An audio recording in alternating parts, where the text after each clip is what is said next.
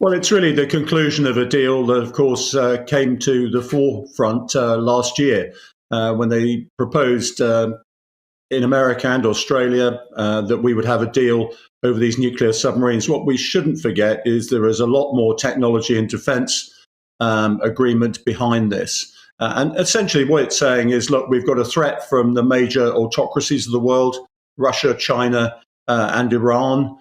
And North Korea sort of every now and then. And we've actually got to do something about it. These countries are aggressively pushing their diplomacy and their armed forces out into the world. They're threatening the international system and also our system of values as well. And if we don't do something soon, then they're going to overwhelm us. And yet, there's a little bit of tiptoeing around, walking on eggshells in terms of some of the language. You might call that diplomacy, but it's certainly a climb down on where the Prime Minister and indeed Tom Tugendhat, who we were just hearing from, were previously, now just calling China a challenge, when quite clearly they're much more than that.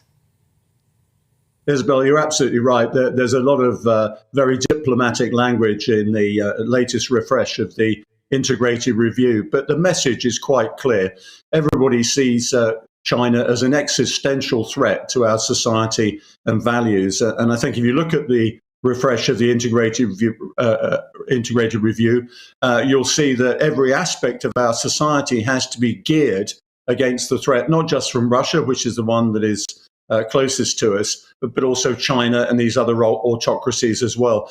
In many ways, we're playing catch up. I think people like me have been warning for some 10, 15 years that the threat from China and Russia is coming. And I think the government's got it at last and has put in place the principles, I should stress the principles behind how we're going to combat this threat. I think the practicalities have still got to be worked out.